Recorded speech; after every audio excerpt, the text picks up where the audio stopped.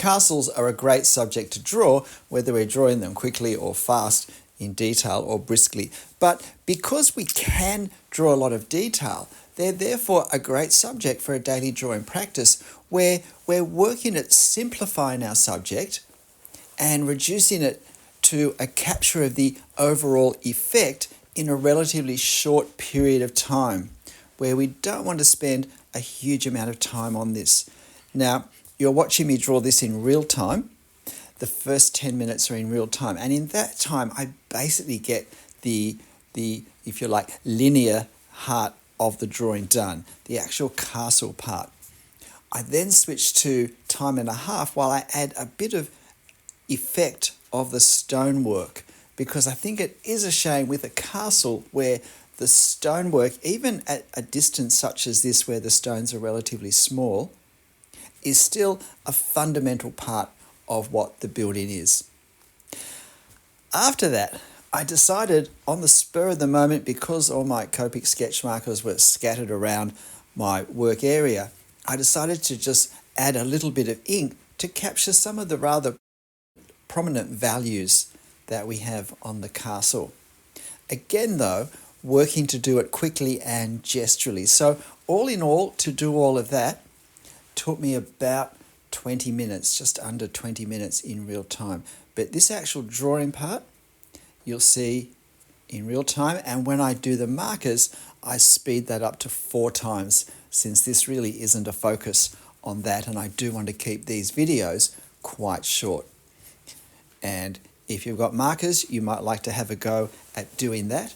If you do, you might like to do it at a different time so that you don't end up going too long in the one daily drawing session. So, as always with a freehand pen drawing, where I don't get the chance to erase anything I put on the paper, I start with the part of the drawing that I think I can capture most accurately, and then I work around from that, which in this case is downwards.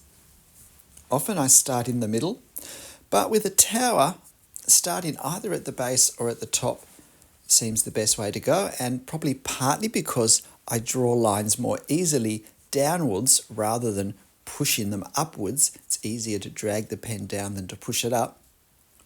I start at the top and work down. And in this case, it's a little more complicated at ground level. So it's going to be easier to do that and to judge where to place things if I have a bit more of the castle done already to reference off. So capturing these windows. Now, there is some rather prominent lighter stone on the edges of the tower, and I decide to simplify that into really just bands. I'm not going to try and capture the in, out, in, out, in, out of that lighter stonework. That's the sort of thing which would be fun to do in a longer drawing, perhaps one that was slightly larger than this. I'm drawing this with a 0.3mm fine liner pen, but it's one that's probably seen better days in terms of its ink amount. So it's not a really heavy 0.3mm pen at this point. And now I work down. So this is the sort of finish my tower has, my castle has, after the 10 minutes in terms of the line work.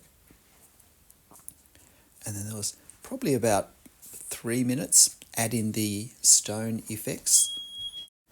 And that's our fire alarm going off for some unknown reason, but there's definitely not a fire. So after that distraction, back to my drawing. So now add in this side section. As you can see, I'm keeping my lines nice and brisk. It's easier to draw quickly, well, I think, if we keep the scale fairly small. And it's also easier to see everything that we're doing quickly and all at once to help us estimate proportions and distances more accurately. I'm not getting too caught up in those castellations. I'm not agonising over plotting them precisely. Again, I'm trying to capture the effect of those. They say castle more than most parts of the structure, so it's always good to put them in. This is a gateway into the inner part of the castle. I almost forget to do the archway that is mostly obscured, which leads into the inner section of the castle. Now, I didn't quite draw this section wide enough, and so I'm just having a few issues trying to centre the arch so it looks as though it's in the centre with where I've originally started to draw it from. But I think that will do. I'm surprised how often we can just make slight adjustments to appear to visually slide things left or right or up or down. It's a great skill to develop and practice. So now it really is becoming faster because there are more points of reference that make it quicker and easier to be confident and accurate in placing what we draw.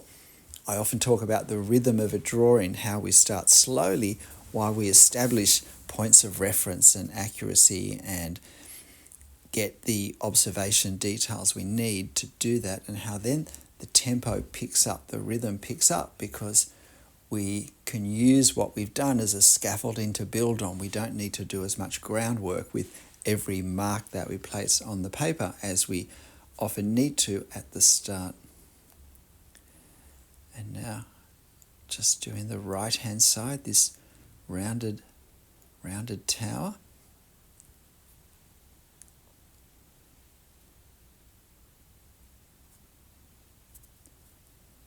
Castles do suit a slightly rougher set of marks on our paper,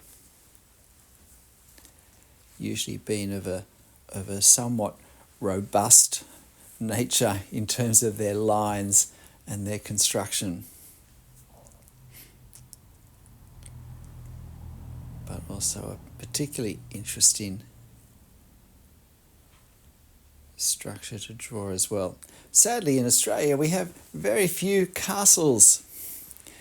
In fact, that's probably a good way of saying no castles, except for a few in various theme parks around the place. So we're just about done with the 10 minutes of real-time drawing. And now we've actually moved into double time. Not double time, this is time and a half. So just a little bit faster while I do the rest of the line work for the castle, really very quickly, very gesturally establishing this foliage down at the base. Now, I could have sort of just left it as it was, and sometimes that works well, but I thought that this foliage is helpful to include, partly because it comes forward, so it adds an extra depth of playing to our scene, but partly because it's a contrast to the stonework. And if we want to make the stonework look more stony, then putting it next to something which is very dissimilar is a way of emphasizing those stone characteristics.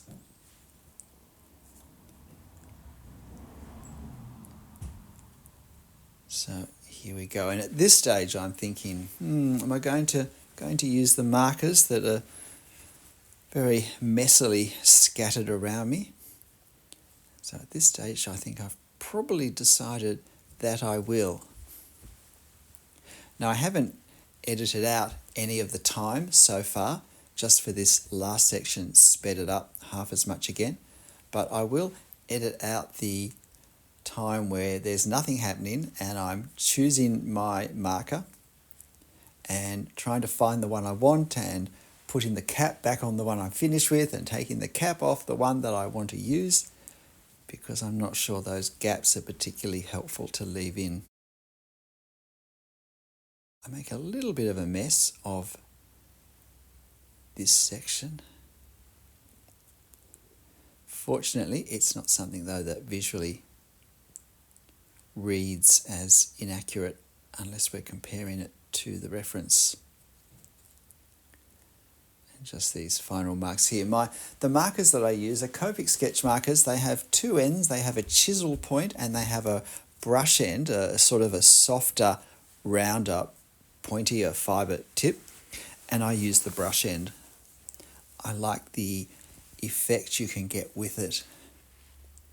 And you can replace all parts of the ends, both ends, as well as refill the ink if you want, which I find convenient too, because it means I don't have to run dry of one of the pens at an inconvenient time. I can always refill it if need be.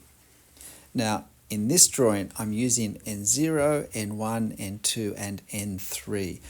I originally thought I might do it in just two values, in N0 and N2, but once I put those on, I decided that going a bit darker in places was going to work better.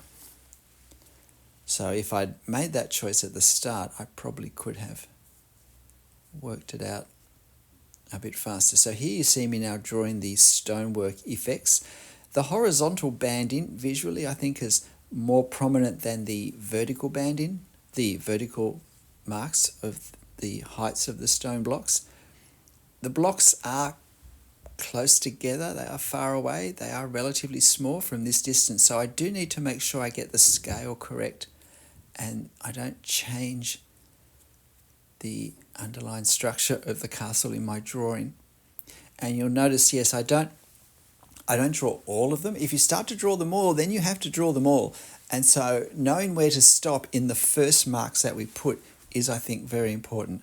And for the vertical marks, I tend to use really just dots at this distance. It's not really, I think, very effective trying to place little vertical lines. And if we don't keep them vertical, then they do start to look out of place.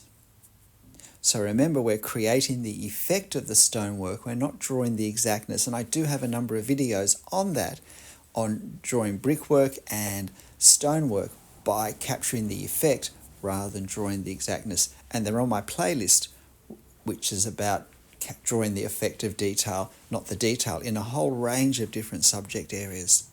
Works particularly well for foliage. And if you found this interesting and helpful, please hit the like button for me and help me out. I think it'd be great to have a castle nearby to go and sketch whenever I wanted it. It's a great location sketching subject as well, I think. So I've gone to my darker pens. This is 4 times drawing speed, this last section. If you want though, you can use the cog icon to slow it down to double speed, which I think really is slow enough to see what's happening. G'day, I'm Stephen Travers. I hope this daily drawing exercise is one that inspires you to give it a go and to try and squeeze some daily drawing into your schedule. But look, whatever you draw, however you draw it, how often you're able to draw it, make sure you have fun. I'll see you next time. Bye.